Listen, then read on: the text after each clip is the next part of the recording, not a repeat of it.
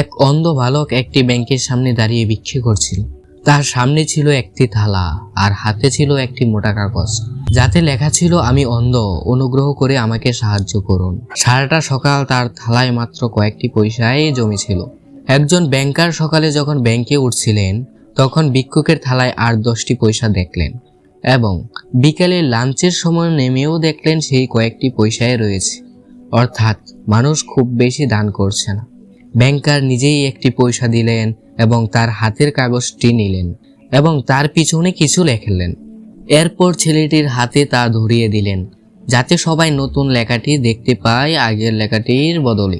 এরপর আশ্চর্যজনকভাবে সাহায্যের পরিমাণ বেড়ে গেল।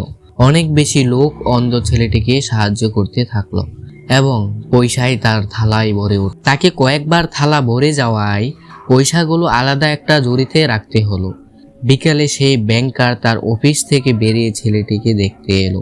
ব্যাংকারের গলার আওয়াজ চিনতে পেরে ছেলেটি পরম কৃতজ্ঞতায় তাকে জিজ্ঞাসা করলো, আপনি কি সেই লোক যে আমার কাগজটি বদলে দিয়েছেন? ব্যাংকার মৃদু সুরে হেসে বললেন, হ্যাঁ।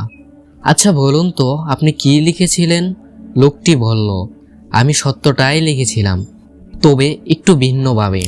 আমি লিখেছিলাম, আজ খুব সুন্দর একটা দিন, কিন্তু আমার দুর্ভাগ্য আমি দেখতে পাই না।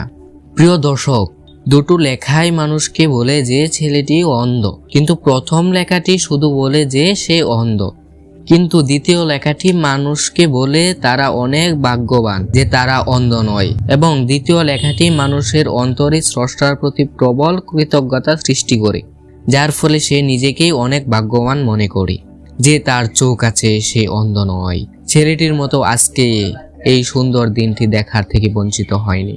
একজন মুসলিম কখনো নিরাশ হয় না, তার মধ্যে হতাশা কাজ করে না, কারণ স্রষ্টার প্রতি চিরকৃতজ্ঞ।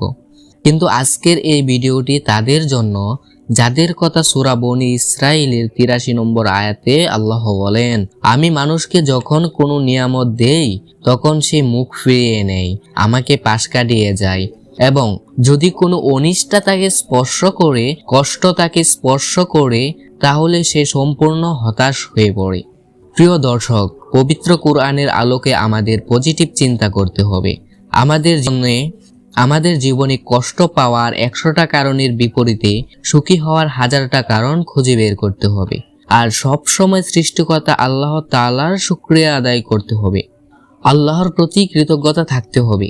তবে আমরা দুনিয়া এবং আখিরাতে সফল হতে পারবো ইনশাআল্লাহ।